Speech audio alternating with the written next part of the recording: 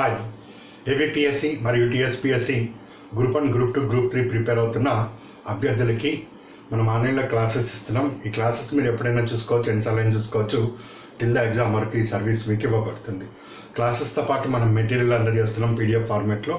దీంతో పాటు వీక్లీ టెస్ట్లు కూడా నేను మీకు ఇస్తున్నాను. వీటన్నిటితో పాటు కరెంట్ రిలేటెడ్ అంశాలు అన్నది ఎగ్జామ్లో ఎక్కువ ప్రాధాన్యత వహిస్తూ వస్తున్నాయి. సో వీటికి సంబంధించి మరింత విశ్లేషణాత్మక వివరణ అన్నది నేను అందజేస్తున్నాను. ఆ క్రమంలోనే మీకు మ్యాగజైన్ ఒకటి ఎవ్రీ మంత్ నేను పంపించడం జరుగుతుంది పీడిఎఫ్ ఫార్మేట్లో. యూజర్ నేమ్ పాస్వర్డ్తో దాన్ని మీరు డౌన్లోడ్ తీసుకొని చదువుతున్నారు. సో ఈ మ్యాగజైన్లో కూడా ఇంకా డిఫరెంట్ యాంగిల్స్లో ప్రశ్న రూపొందే అవకాశం ఉన్నప్పుడు ఏ విధంగా దీన్ని స్టడీ చేయాలి అన్నది నేను మీకు వివరిస్తూ వస్తున్నా. సో కరెంట్ అఫైర్స్ని ఇన్డెప్త్గా స్టడీ చేస్తే సో జనరల్ స్టడీస్లో మీకు మంచి స్కోర్ రావడానికి అవకాశం ఉంది. సాధారణంగా సైన్స్ అండ్ టెక్నాలజీ, ఈ జనరల్ సైన్స్కి సంబంధించి ఫిజిక్స్, కెమిస్ట్రీ, బాటనీ, జువాలజీ అంతవరకు మాత్రమే పరిమితం అవుతారు. ఈ సైన్స్ అండ్ టెక్నాలజీకి వచ్చేసరికల్లా ఏవో కొన్ని అంశాల వరకు చూసుకుంటారు. అరౌండ్ 15 to 16 క్వశ్చన్స్ అన్నది ఈ ఏరియా మీకు కవర్ అవుతూ వస్తున్నది. సో ఇలాంటి సమయంలో కరెంట్ రిలేటెడ్ అంశాల మీద ఎలాంటి ప్రశ్నలు వస్తాయి, దాన్ని ఏ విధంగా మీరు హ్యాండిల్ చేసుకోవాలన్నది ఇప్పుడు మీరు చూస్తారు. ఇది మన మ్యాగజైన్ డిసెంబర్ 2020కి సంబంధించి science and technology. Japan capsule. So Japan capsule అనేది సక్సెస్ఫుల్గా భూమికి అది పంపించడం జరిగింది. హయాబుసా 2 అనే వ్యోమనౌక దీనికి ఉపయోగించారు. రియుగు అనే గ్రహశకలం యొక్క నమూనాలని ఇది తీసుకొని వచ్చింది. సో సుమారు 30 కోట్ల కిలోమీటర్ల దూరంలో ఉన్న ఆ గ్రహశకలం ఏదైతే ఉందో అక్కడి నుంచి ఇది నమూనాలు తీసుకొచ్చిందని దీన్ని ఇట్లా మనం మామూలుగా రెగ్యులర్ లాంగ్వేజ్లో స్టడీ చేస్తూ ఉంటాం. సో దీంట్లో ఇంకా మనం ఇన్డెప్త్గా ఏమేమి స్టడీ చేయాలి, ఇంకా ఏ కోణంలో ప్రశ్న రావచ్చు అన్నది నేను మీకు తెలియజేస్తాను. Next hypersonic wind tunnel. So hypersonic wind tunnel అనేది ఎక్కడ ఎస్టాబ్లిష్ చేశారు, దాని యొక్క ప్రాధాన్యత ఏంటి, సో దీనికి ఈ దేశంగా ఇది భారత్ అనేది ఎన్నో దేశంగా ఇది కలిగి ఉన్నట్లు మనం గుర్తిస్తున్నాం. సో దీన్ని ఈ విధంగా చూస్తాం. Medium range surface to air missile, దీన్ని ఏ దేశంతో కలిపి భారత్ డెవలప్మెంట్ చేసింది, ఆ పాయింట్ ఒకటి ఇక్కడ ఇంపార్టెంట్. అదేవిధంగా బ్రహ్మోస్ మిజైల్ని రీసెంట్గా అండమాన్ నికోబార్ దీవుల్లో టెస్ట్ చేయడం జరిగింది. ఇట్లా సైన్స్ అండ్ టెక్నాలజీ రిలేటెడ్ ఒక్కొక్క అంశాన్ని మనము ఇప్పుడు పరిశీలన చేసుకుంటూ వెళ్తాం. So depth in detail study అనేది మీరు చేయాలి ఈ విధంగా. సో ఇప్పుడు ఈ జపాన్ ఈ హయాబుసా 2 అనే ఈ మిషన్ని ఎందుకు పంపింది, దాని యొక్క ఇంటెన్షన్ ఏంటి అనేది పరిశీలన చేద్దామండి. సో దీనికన్నా ముందే గతంలో 2003 సంవత్సరంలో హయాబుసా 1 అనే మిషన్ని జపాన్ పంపించడం జరిగింది. 2003 ఆఫ్కోర్స్ అది ఫెయిల్యూర్ అయిపోయింది. దాని తర్వాత 2014లో 2014లో ఇక్కడ ఎన్నికలు జరిగినాయి. UPA 2 నరేంద్ర మోడీ ప్రభుత్వం రావడం జరిగింది. సో ఆ టైంలో వీళ్ళు హయాబుసా 2 అనే ఒక మిషన్ని ఆస్ట్రాయిడ్ని స్టడీ చేసి రావడానికి పంపించారు. ఆస్ట్రాయిడ్ అంటే గ్రహ శకలాలు. సో ఈ గ్రహ శకలాలు వరకు వెళ్ళి గతంలో ఏంటంటే ఈ హయాబుసా 1 అన్నది కేవలం ఆ గ్రహ శకలం వరకు మాత్రమే స్టడీ చేయడానికని పంపించారు. ఇప్పుడు అలా కాదు. ఫర్ ఎగ్జాంపుల్ ఈ ఫోన్ ఉన్నది. సో ఈ ఫోన్ పై లేయర్ వరకు చదువుతుంటే దీంట్లో ఉండే లోపల కాంపోనెంట్స్ గురించి స్టడీ చేయటం కష్టం అవుతుంది. అందుకని దీనిని కాస్త తవ్వకాలు జరిపి దీని లోపల ఏమేమి కాంపోనెంట్స్ ఉన్నాయో స్టడీ చేస్తే మరికొంత నాలెడ్జ్ అనేది ఏర్పడుతుంది. సో ఒక గ్రహశకలం యొక్క ఆ కొండని ఏదైతే అప్పర్ సర్ఫేస్ ఉందో దానిని తవ్వకము జరిపి ఆ లోపల ఉండే ఆ మెటీరియల్ని తీసుకొని వస్తే సో ఆ మెటీరియల్ని స్టడీ చేసి ఆ గ్రహశకలాన్ని మనం ఏ విధంగా ఉపయోగించుకోవచ్చో మనకు ఎక్కువ ఇంకా ఉపయోగకరంగా ఉంటుందని జపాన్ ఆ గ్రహశకలం స్టడీ కోసము ఈ హయాబుసా మిషన్ని పంపించడం జరిగింది. ఇప్పుడు మనకు ఒక డౌట్ వస్తుంది, అసలు ఇప్పుడు ఇక్కడ ఉన్న వాళ్ళని మనం సరిగ్గా ఉపయోగించుకోలేకపోతున్నాం, ఇంకా గ్రహశకలం దగ్గరికి పోయి ఆ గ్రహశకలం ఆస్ట్రాయిడ్ అంటాం, దాన్ని ఉపయోగించుకోవటం వల్ల పెద్ద ఉపయోగం ఏముంటుంది అంటాం. అలా అనటానికి వీల్లేదండి. సైన్స్ అండ్ టెక్నాలజీ అన్నది ఎప్పుడూ కూడా నిరంతరం అది విస్తరిస్తూ వస్తుంది. ఇప్పుడు ఎన్నో గ్రహశకలాల నుంచి భూమిని రక్షించుకోవాల్సిన సమయం కూడా ఏర్పడుతూ ఉంటుంది. అలాంటి సమయంలో ఈ గ్రహశకలాల గురించి స్టడీ చేయటం అన్నది ఎంతో ప్రాధాన్యత సంతరించుకుంటూ ఉంటుంది. ఒకవైపు భూమిని రక్షిస్తూ ఉండాలి, అట్ ద సేమ్ టైం కొన్ని గ్రహశకలాలు అన్నది భూమి మీద లభించని ఎన్నో ఖనిజ వనరుల్ని అందిస్తూ ఉంటాయి. First point. సెకండ్, భూమి మీద తక్కువగా లభించే ఎన్నో ఖనిజ వనరులు అక్కడ పుష్కలంగా ఉంటాయి. అది సెకండ్ పాయింట్. ఈరోజు ఆస్ట్రాయిడ్స్ ఏవైతే ఉన్నాయో గ్రహశకలాలు, అవి ఒక వ్యాపారంగా మారుతూ వస్తున్నది. ఉదాహరణకి నేను ఇక్కడ మీకు తెలియజేశాను, సైకి 16, ఇది ఎగ్జామ్లో కూడా ఇంపార్టెంట్ పాయింట్. సైకి 16 అనే గ్రహశకలము పూర్తిగా బంగారంతో నిండిపోయి ఉన్నదండి. ఆ ఒక్క గ్రహశకలము కానీ మనము ఈ ప్రపంచం దాని నుంచి ఎక్స్ప్లాయిట్ చేసి తీసుకురాగలిగితే సమ్ మెటీరియల్ ఇన్ ఫ్యూచర్లో, ఈరోజు రైల్వే పట్టాలు ఇనుముతో ఎట్లా వేస్తున్నామో రేపు ఫ్యూచర్ బంగారంతో రైల్వే పట్టాలు వేసుకోవచ్చు. అంత బంగారం అక్కడ నిక్షిప్తమై ఉంది. ఈ గ్రహశకలము మొత్తం కూడా సైకి 16 అనేది పూర్తిగా బంగారంతో నిండి ఉంది. బంగారం 80% పైన ఉన్నది. దాంతోపాటు ఇతర మెటల్స్ కూడా ఉన్నాయి. భూమి మీద లభించిన ఎన్నో మెటల్స్ అన్నది ఈ గ్రహశకలాల్లో ఇక్కడ లభ్యమవుతూ ఉన్నాయి. అందుకని బాగా డబ్బున్న వాళ్ళు ఏం చేస్తున్నారంటే ఇట్లా ప్రాజెక్ట్స్ మీద ఖర్చు పెడుతున్నారు. ఆ గ్రహశకలం మీదకి వెళ్ళి అక్కడ ఏమైనా ఉంటే పట్టుకురండి, దాన్ని మనం స్టడీ చేసి దాన్ని ఇట్లా వినియోగించుకుందామని. అదేవిధంగా దేశాలు కూడా కాంట్రిబ్యూట్ చేస్తున్నాయి.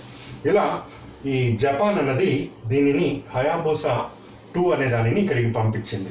ఆఫ్ కోర్స్ ఇదంతా బ్యాటరీ అదంతా ఉపయోగించుకుంటుంది. ఇక్కడ మీకు ఈ డ్రిల్లింగ్ మిషన్ అనేది కనిపిస్తుంది. సో ఈ డ్రిల్లింగ్ మిషన్ ద్వారా ఇది ఈ మన యొక్క గ్రహశకలం RYUGU రిగు అనే ఒక గ్రహశకలం ఇది. సో దీని మీద డ్రిల్ వేసింది, బాగా డ్రిల్ వేసి అక్కడి నుంచి లోపల ఉండే ఆ మెటీరియల్ ఏదైతే ఉంటుందో దానిని తీసుకొని బయటికి వచ్చింది. తీసుకొని బయటికి వచ్చేసేసి మళ్ళీ భూమి వైపు 2018లోనే తీసింది. అది తీసుకొని వచ్చి 2019 వరకు ప్రయాణం చేస్తూ 2020 కల్లా ఆ భూమి మీదకి కరెక్ట్గా లొకేషన్ చూసుకున్నది. ఇది చూసుకొని కోర్స్ దానికి తగ్గ ఏర్పాట్లు సైన్స్ అండ్ టెక్నాలజీ సంబంధించి శాస్త్రవేత్తలు చేశారు. కరెక్ట్గా భూమి మీదకి వదిలేసింది. సో అలా వదిలేసిన అది ఏదైతే ఈ గ్రహశకలం నుంచి తీసుకొచ్చిన కాంపోనెంట్స్ ఉన్నాయో ఆస్ట్రేలియాలో ఉమేరా WOOMERA ఆస్ట్రేలియాలో ఉమేరా అనే ప్రాంతంలో జార విడచడం జరిగింది. మిషన్ మాత్రం జపాన్ నుంచి వెళ్ళింది. దానికి ఏం తెలుసు, పైనుంచి వెళ్తున్నది అది అక్కడి నుంచి కరెక్ట్గా కిందకే జపాన్లోనే వేయాలి. అది ఆస్ట్రేలియా, ఇది అమెరికా అని దానికి అక్కడి నుంచి ఏం చూస్తారు. అందుకని ముందుగా ఈ దేశాల మధ్య ఒప్పందాలు జరుగుతాయి.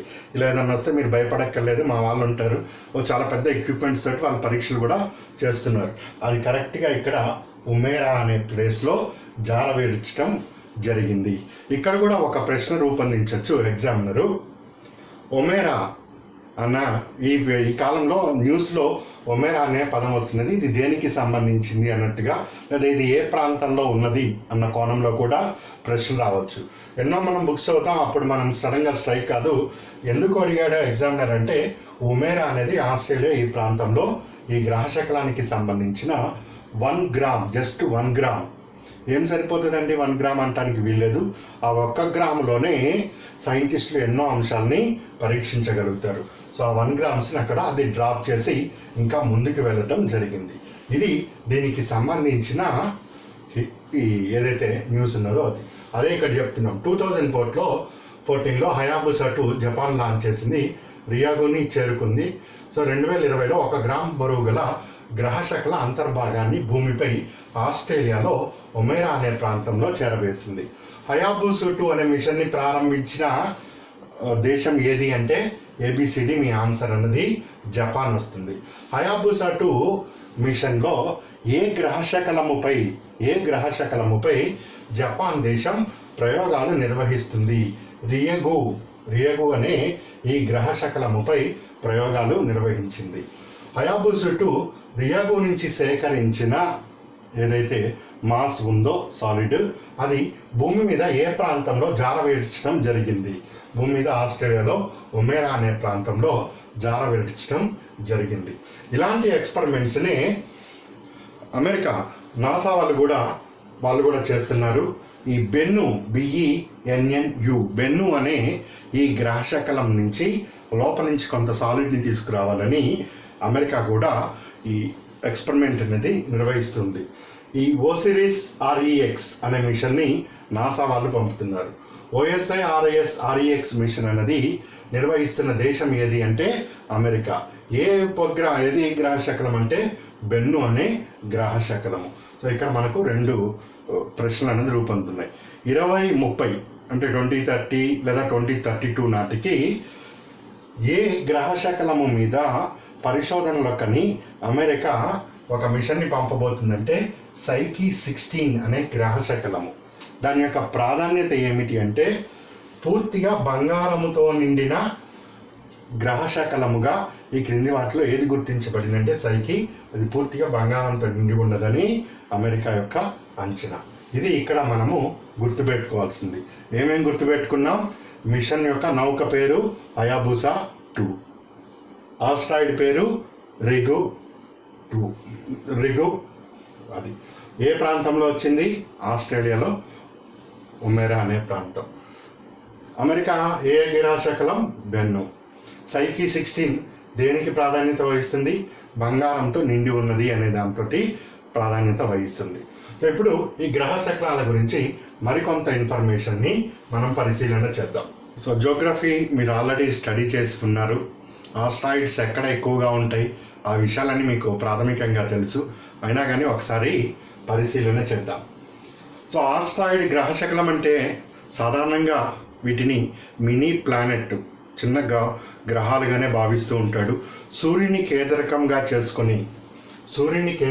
చేసుకొని భూమి కానీ, వీనస్ కానీ, మెర్క్యూరీ కానీ, మార్స్ కానీ, జూపిటర్ కానీ ఏ విధంగా అయితే ఆర్బిట్లో తిరుగుతున్నాయో అదేవిధంగా ఈ గ్రహ శకలాలు కూడా ఈ సూర్యుని కేంద్రకంగా చేసుకొని అవి కూడా సూర్యుడి చుట్టూ తిరుగుతూ ఉంటాయి. కాకపోతే దీనికి గ్రహానికి దీనికి కొన్ని క్యారెక్టరిస్టిక్స్ తేడా ఉండటం వలన, సైజు పరంగా కానీ ఇంకొక అంశాల పరంగా కానీ తేడా ఉండటం వలన వీటిని పూర్తిగా మనం గ్రహాలుగా తీసుకోలేము. ఇవి గ్రహము వేరు, గ్రహం యొక్క శకలము వేరు, ఆస్ట్రాయిడ్ అనేది వేరు. ఇప్పుడు మీరు అబ్జర్వ్ చేస్తే సూర్యుడు, దాని తర్వాత మెర్క్యూరీ, దాని తర్వాత మీకు ఇక్కడ వీనస్ కనిపిస్తుంది, దాని తర్వాత ఎర్త్ కనిపిస్తుంది, దాని తర్వాత మార్స్ కనిపిస్తుంది. మార్స్ గ్రహానికి మరియు జూపిటర్ గ్రహానికి ఇక్కడ మార్స్ ఉంది, ఇక్కడ జూపిటర్ ఉంది. ఈ మధ్యలో ఉండే ప్రాంతం ఏదైతే చుక్కలుగా కనిపిస్తూ ఉన్నదో మీకు, దీనిని మెయిన్ ఆస్ట్రాయిడ్ బెల్ట్ అంటారు.